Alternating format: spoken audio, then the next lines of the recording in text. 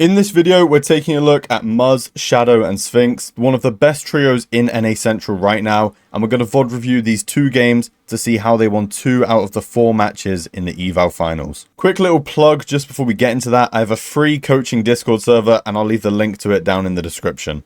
So starting it off, this team is landing up here at the Resistance base. They're uncontested, and they get all of this area to themselves. As you can see here, Sphinx is scouting around, looking for the shrine spawns, as there's 2 shrines that can spawn near their drop, so he wants to see if any of them spawned, and then they can go for that after they've looted up. Taking a look at the map, you can see Sphinx lands all the way up here by himself, and his 2 teammates, Muzz and Shadow, land down here at the main POI. And the reason for this is because there's a slurp truck, some extra loot here, and Sphinx wants to land here, mainly so he can trade Surge with Cooper. Now, I know Surge trading is a bit controversial. Personally, I think as long as you're not colluding and pre-planning it, like messaging people where to go to trade Surge, then I think it's completely fine.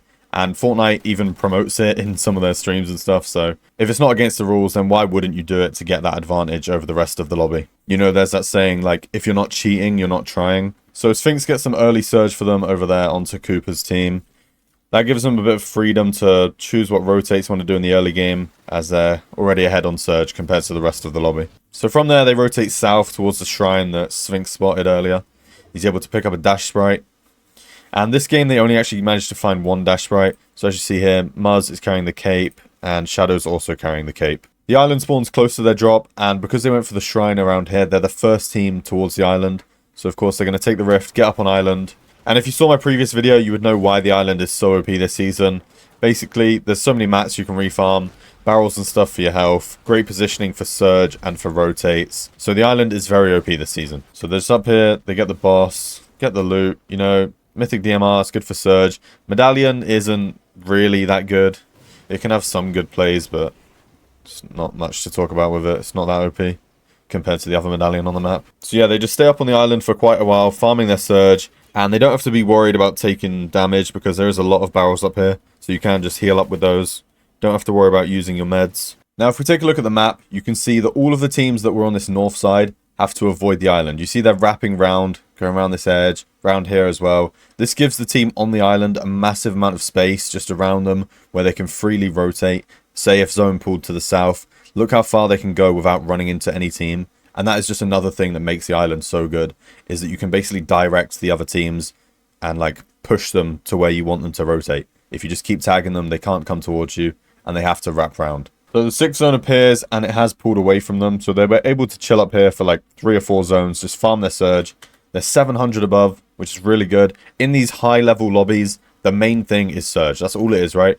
The difference between the top players in the lobby, the bottom players, and being able to rotate freely and not having to worry about where you're positioning and stuff is all about getting your Surge. So if you can do that early in the game, then you're going to be chilling. They just fly down towards this north side. They know that not many people are going to be over here, so it's kind of safe just to dive down like this. And you see Sphinx is marking this area over here where they want to rotate towards. They've got this like ridge line here, line of sight, which means they can basically just run around the side of this, kind of covered from the right side.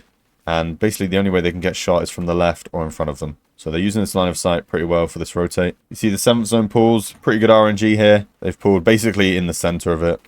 So they don't really have to do much now. They can just sit around in their box and look for more Surge. Now, even though this new zone is opening up and creating a dead side, Muzz, Shadow, and Sphinx decide to stay where they are. And the reason for this is because if they rotate over to the dead side, they're going to be in a better position for the next rotate.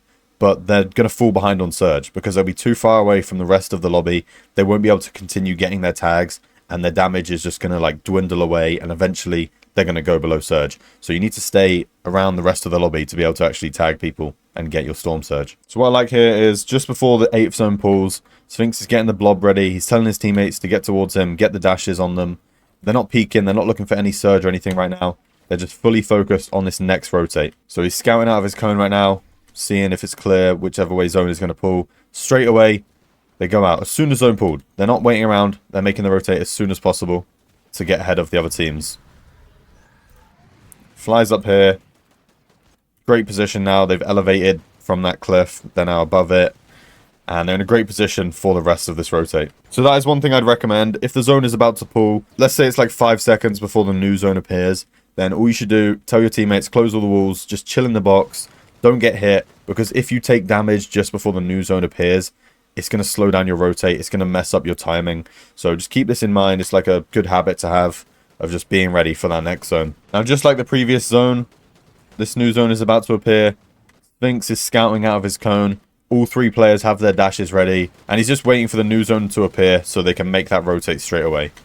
New zone appears, and within 1 second, they're already dashing towards this new zone. They're able to jump down here. It's completely dead side because it's where the zone has opened up and expanded to.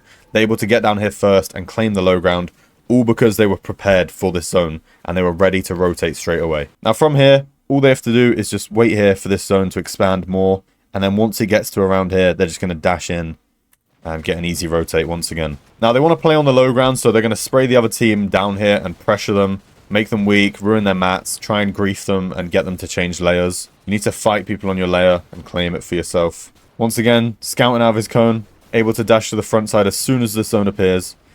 And I like what he does here. He's tanking Storm a little bit just to claim some space and claim this low ground for them on the front side. This other team's trying to cut them off. It's a good team here, Reek, Cooper and Curly. 2 good teams fighting for the low ground here, so that's what you got to do. Like I said a second ago, you have to fight the other teams to claim the layer. Once again, Sphinx just tarping into zone, creating so much space ahead of them, claiming that front side low. And while he's doing this, Muzz and Shadow right on him.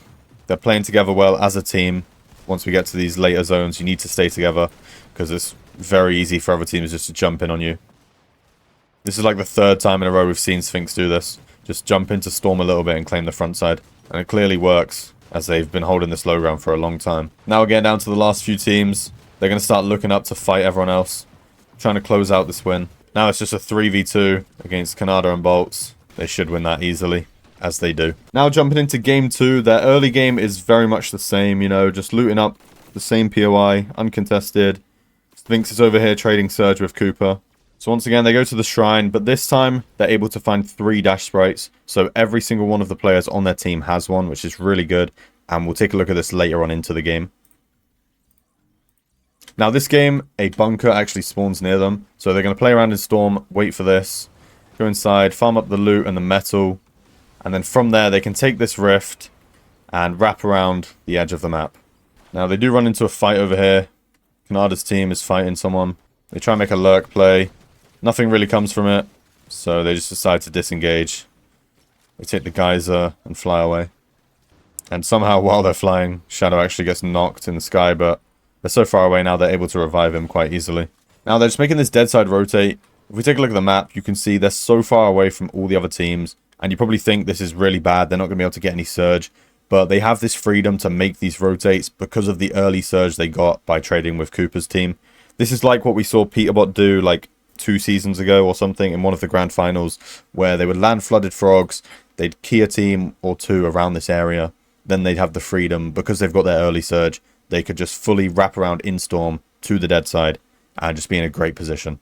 So one of the good things about having 3 dash sprites, 1 on each player, is that you can use the dashes in the mid game without worrying about like running out of them, as you have so many dashes between your team. You only need to save like 1 or 2 of the sprites for endgame, and you can use the rest to get around quicker in the mid game. 6th zone appears, it's a max pull, and they go straight away, which is very good. They need to get ahead of the rest of this lobby.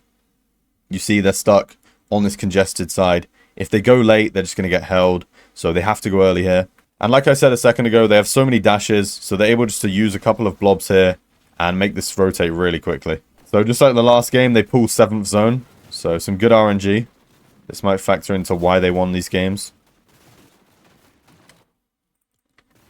Now they're just fighting over here, looking for a refresh or something. Maybe they saw these guys fighting and they're just trying to get involved for some extra loot, extra points. Well, actually not extra points, it is an eval finals. So the only thing that matters here is the win.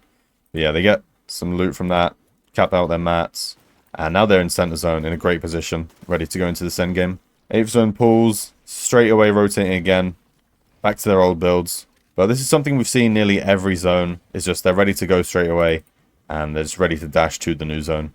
Now they're just chilling in the box, not even doing anything, not going for refreshes, as they're really stacked. They don't need anything. So the best thing there is just to chill. Next zone is a max pull from most of the lobby. Everyone's down here. When that happens, you need to get ahead of everyone.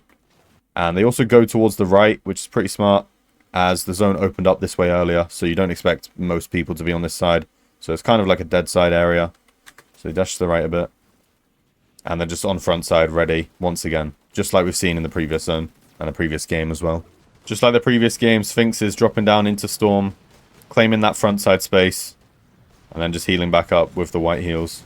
Now, one thing I just want to talk about real quick is that we're noticing a lot of things that they're doing this game that they also did last game. And the reason for this is their game plan, right? They have a set game plan which they like to do, which is looting up their drop spot, trading the surge with Cooper, then making the rotates where they want to get to.